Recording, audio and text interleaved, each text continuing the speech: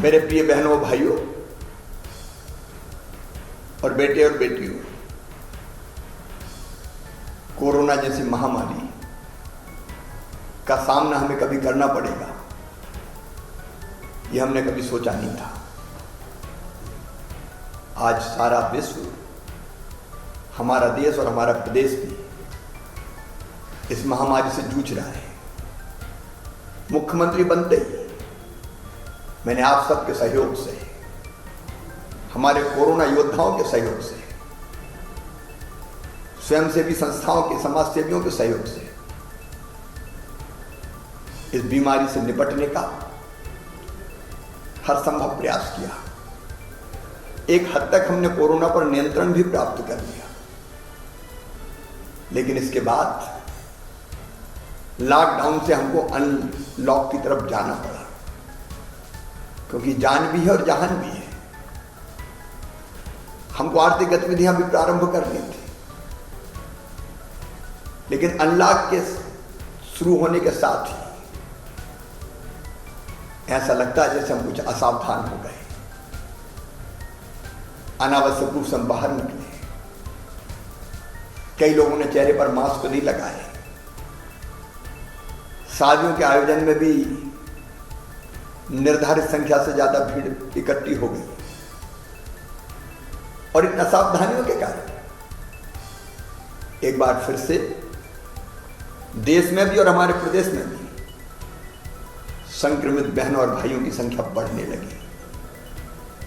और आज जिस गति से संक्रमित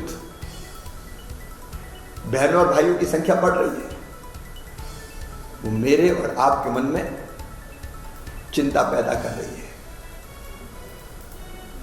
अब सावधान होके इस बीमारी से निपटने का समय फिर आ गया है।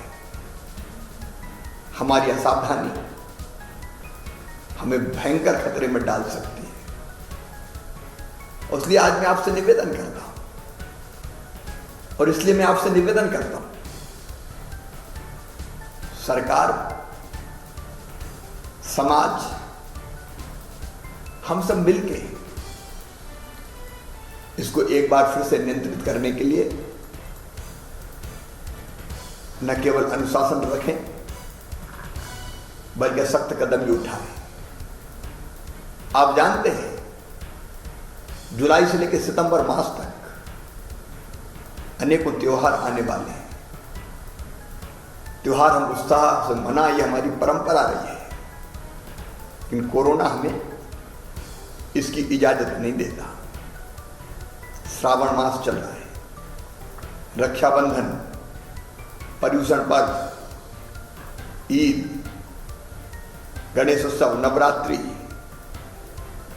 ये ऐसे त्योहार है जो बहुत उत्साह से मनाते रहे, लेकिन संक्रमण अधिक ना बढ़े, इसको ध्यान में रखते हुए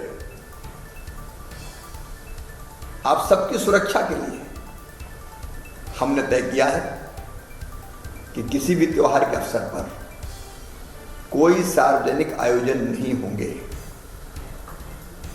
झांकी, ताजिया, जुलूस इत्यादि कोई गतिविधि नहीं होगी। हम घर पर रहकर ही त्योहार मनाएंगे।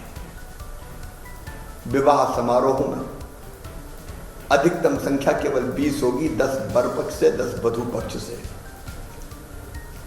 कोई पारिवारिक कार्यक्रम, जन्म दिवस इत्यादि का है, 10 से ज्यादा व्यक्ति उसमें इकट्ठे नहीं होंगे। सरकार ये चाहती है कि जहान तो चले, लेकिन जान भी रहे, और इसलिए मैं आपसे प्रार्थना करता हूं, बिना मास्क लगाए आप घर के बाहर ना निकले, बल्कि अनावश्यक रूप से घर के बाहर ही ना निकले। सड़कों पर, सार्वजनिक स्थानों पर अनावश्यक ना घूमें। 2 गज की दूरी हमेशा अपने बीच रखें। समय समय पर साबुन से अपने हाथ धोते रहें। अपनी रोग प्रतिरोधक क्षमता बनाए रखने के लिए योग, प्राणायाम, और उसके साथ साथ आयुर्वेदिक काढ़े का सेवन भी करें। संक्रमण की चैन को तोड़ने में स्थानीय प्रशासन जो व्यवस्था बनाती है उसका भरपूर पालन करें।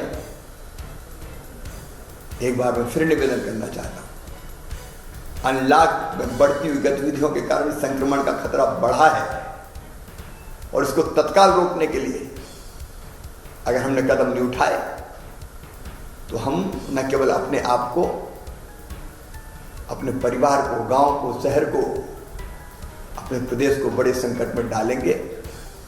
और इसलिए मेरी अपील है, सावधानी रखें, सावधानी में ही सुरक्षा है।